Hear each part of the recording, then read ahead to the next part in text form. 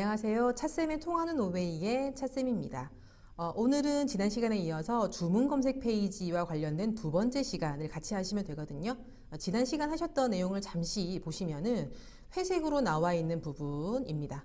지난 시간에는 우리 주로 회색으로 나와 있는 부분에 컨트롤 도구들을 집중적으로 우리가 삽입을 해서 기능을 수행할 수 있도록 셀 연결을 한 상태가 되겠거든요.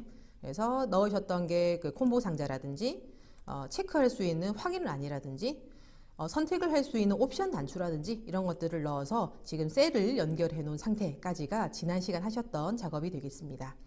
자, 오늘은 셀 연결되어 있는 이 작업들을 바탕으로 해서 여기에 조건 입력이란 부분의 내용들을 추가적으로 우리가 작업을 해 주실 건데요. 오늘 하실 작업의 가장 키워드는 함수가 되겠습니다. 기억하셔야 될 함수가 세 가지만 기억하시면 되거든요. 어려운 함수가 아니니까 여러분들이 다 잘 하실 수 있을 텐데, 첫 번째로 기억하셔야 될 함수는 인덱스라는 함수가 되겠습니다.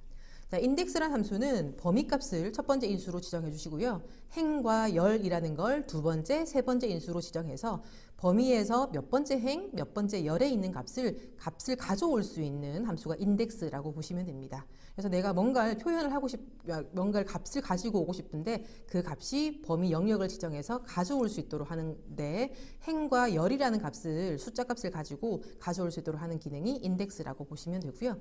두 번째로 기억하셔야 될 함수가 if라는 함수가 되겠습니다.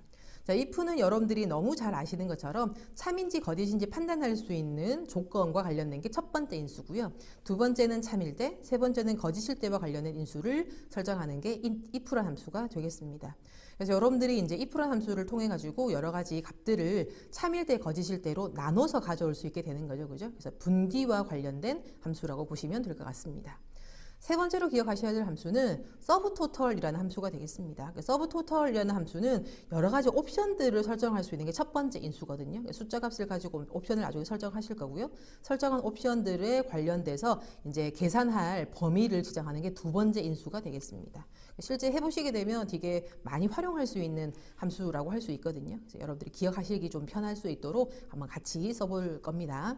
자, 마지막으로 좀 더 아셔야 될 내용은 수식을 작성하시거나 뭔가 텍스트를 이제 표현을 하실 때 값을 이제 전체적으로 가져올 때 특정 단어와 다른 연결을 시켜주는 역할을 하는 기호가 이제 AND 기호라는 게 있습니다. %라는 기호라고도 하고 AND 기호라고도 하거든요. 그래서 AND 기호를 통해서 앞에 뒤에 글자를 붙여주는 역할을 하는 게 우리가 오늘 하셔야 될 내용 중에 조금 기억하셔야 될 내용이거든요. 그래서 어려운 내용이 아니니까 같이 한번 해보시면 되겠습니다.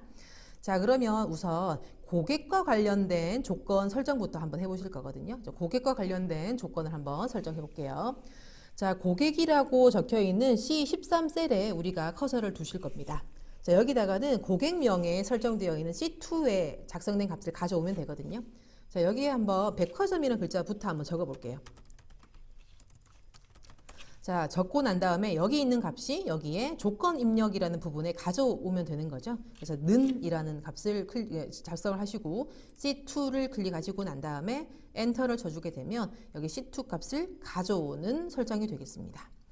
자, 그런데 여러분들이 다 느낌이 오셨겠지만 여기 백화점이라는 글자가 적혀 있는 고객은 없습니다.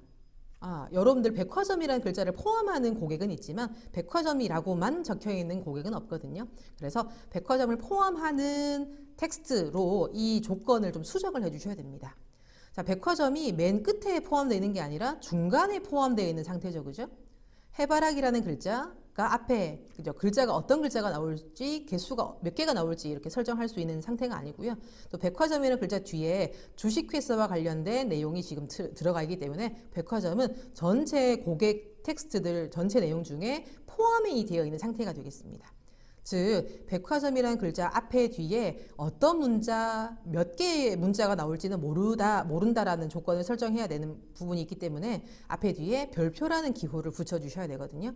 자, 문자랑 문자를 서로 붙일 때는 AND 기호 또는 %라는 기호를 쓴다고 했습니다. 그래서 C13셀에다가 우리가 추가적으로 수식을 변경을 해주셔야 되겠네요. 자, 커서를 갖다 넣을게요. C2는 다음에 커서를 뒀고요. 이 앞에 뒤에 별표를 붙여주는 역할을 할 거기 때문에 자, 일단은 문자 처리하기 위한 쌍따옴표 별표를 붙여줄 겁니다. 이제 별표를 쌍따옴표에 묶어서 이렇게 표현을 할 거고요. 이 별표와 C2를 붙일 거기 때문에 Shift 키를 누른 상태에서 7번을 누르시게 되면 % 또는 AND 기호를 넣으실 수가 있겠습니다.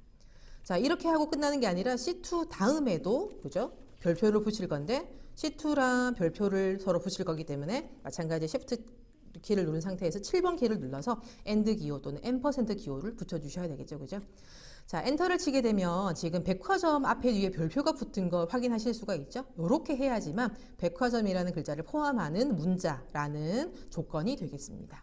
자, 그렇죠? 여러분들이 잘 기억하실 수 있도록 정리를 하게 되면 별표라는 기호 또 잘 기억하셔야 되지만 %라는 기호를 붙여서 문자와 문자를 서로 붙이는 수식을 만드실 수가 있겠습니다. 자, 이어서 우리가 직원과 관련된 조건을 한번 적어 볼 거거든요. 자, D13셀에 커서를 둘 거고요. 여기다가는 직원의 이름을 찍어 줄 겁니다. 윤대현이라는 사람 또는 선하라, 김소미 이렇게 선택을 할 건데 이렇게 김찬진 한번 선택해 볼까요? 선택을 하게 되면 3이라는 숫자가 찍히는데 요거의 의미는 자료 목록이라는 시트에 직원이라는 이 내용 중에 그죠? 세 번째 있는 사람입니다. 라는 걸 찍어 줄 겁니다. 잘 기억하실 수 있겠지만 인덱스란 함수로 이 범위를 지정하고 그죠? 세 번째 행에 있는 사람이고요. 첫 번째 열에 있는 사람이에요. 라고 우리가 인덱스란 함수를 쓴다고 이야기를 말씀드렸죠. 그죠? 그래서 내용을 한번 써보도록 하겠습니다. 자, D13셀에 커서를 두시고요. 여기다가는 아까 계속 말씀드린 것처럼 인덱스란 함수를 쓸 거예요. 자, 인덱스는 아까 말씀드린 것처럼 범위값을 먼저 지정해 주셔야 되죠. 그래서 자료 목록에 B2에서 B10 이라는 값을 선택을 먼저 해주시는 게 첫 번째 인수값이 되겠습니다. 자, 이렇게 해주시고 난 다음에 이제 콤마를 하시고 나서 시트를 다시 고객 주문 처리로 오셔야 됩니다. 그죠? 시트를 이동하실 때는 값을 다 지정하시고 난 다음에 콤마를 하셔야지 마무리가 될 거고요. 자, 이제 여기서 지정해야 되는 거는 자, 내용을 지우셔도 되고요. 그냥 찍어도 되는데 일단은 지웠습니다. 자, 행 콤마 열입니다. 자, 지금 보게 되면 자료 목록이라는 그 직원 이름들이 쭉 나와 있는 내용들 중에서 몇 번째 행에 있는지가 여기 표현이 되어 있죠. 그죠? D9라고 나와 있는 부분을 찍어주게 되면 D9라는 값은 직원 목록 중에 몇 번째 행에 있는지가 표현이 될 부분이기 때문에 이렇게 D9를 찍어주는 게 두 번째 인수값이 되겠습니다. 자, 콤마. 세 번째 지정해야 될 거는 우리가 자료 목록 시트에 선택을 했던 이 부분이 전체적으로 봤을 때 81개만 지정한 상태거든요. 그래서 고객 주문 처리에 다시 와서 우리가 수식을 수정을 할 건데 마지막 부분 우리가 설정해야 될 부분은 1이라고 지정해 주시면 돼요. 그죠? 자료 목록에 직원들 이름줄 중에서 D9에 해당하는 행값과 1이라는 열값에 해당하는 값을 가져오십시오 라는 수식이 됩니다. 자, 그죠? 엔터를 한번 쳐볼까요? 하게 되면 김찬진이라는 글자가 찍히면 되는 거죠.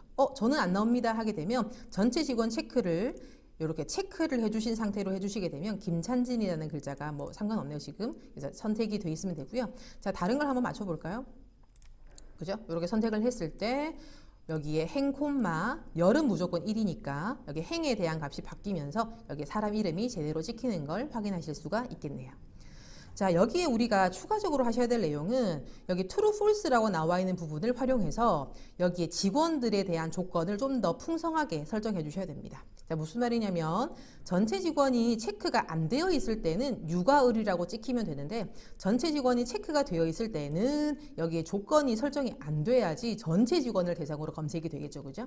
자, 그래서 우리는 요 작업을 하실 때 if란 함수를 여기에 적어 주시면 돼요.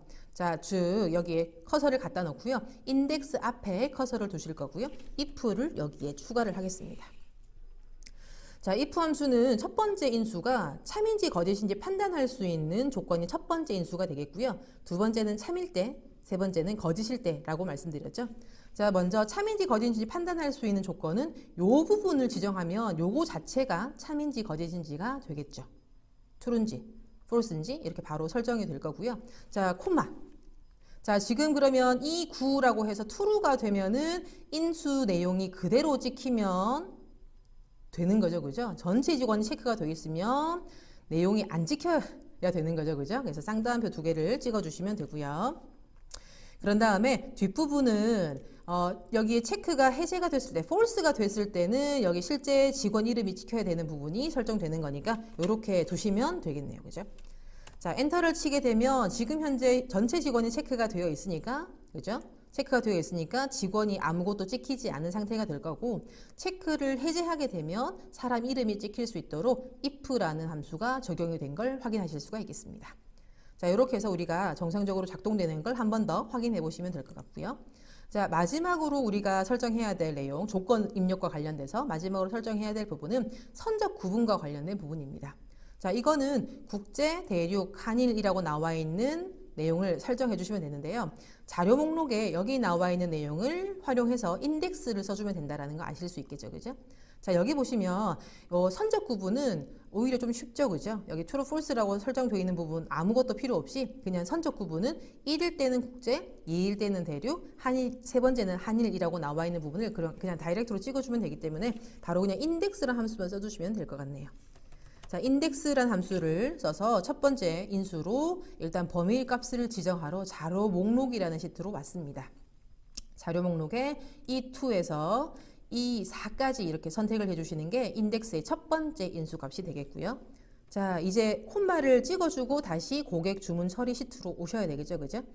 자, 행 번호와 관련된 내용은 여기 컨트롤이 연결되어 있는 셀 연결되어 있는 H9를 지정해 주시면 되겠고요.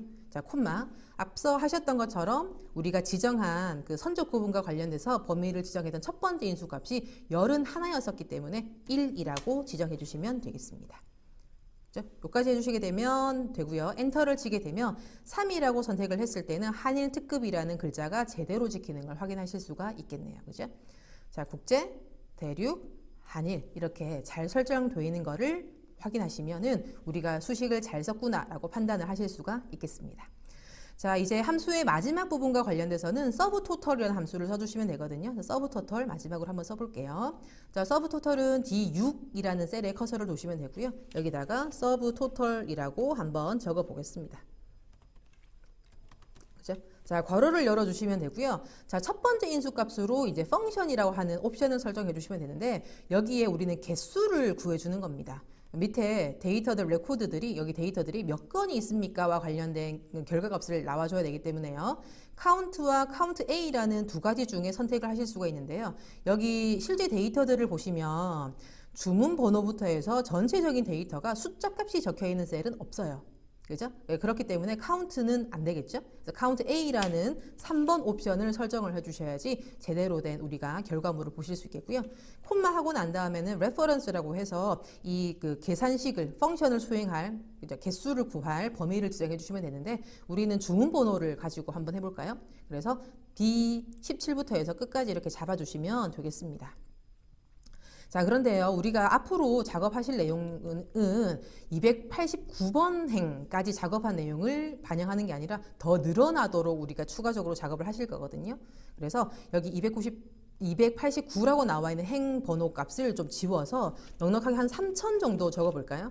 그래서 B17부터 B3000까지 행에 작성되어 있는 내용 중에 뭔가 작성이 되어 있으면은 개수를 구해주세요라는 수식으로 조금 셀 영역을 조금 변경을 해봤습니다. 이렇게 넉넉하게 하면은 내용들을 추가했을 때 뭔가 더 추가적으로 수정할 내용은 없겠죠, 그죠? 자, 엔터를 치게 되면 여기에 273이라는 글자가 찍히게 되고요. 여기 빨간색으로 나와 있는 부분은 여기 셀 색상을, 글자 색상을 빨간색으로 지정했기 때문에 나오는 거라서 오류가 생겼거나 잘못된 내용이 아니라는 걸 잘 기억해 두시면 될 것 같습니다. 자, 이렇게 해서 우리가 설정된 내용들을 다 보셨고요. 이어서 우리가 해야 될 세 번째 작업은 드디어 매크로와 관련된 내용이 되겠습니다. 그래서 매크로는 이제 기록을 잘 해주시는데요. 나중에 다음 시간에 하시겠지만 고급 필터를 매크로에 연결을 해주실 겁니다. 고급 필터를 매크로로 등록을 해서 실행을 할 수 있는 단추도 한번 넣어 볼 거고요. 기타 추가적으로 하셔야 될 내용들이 이제 마지막 시간에 나와 있는 내용이니까 그것도 한번 기대해 주시기 바랍니다.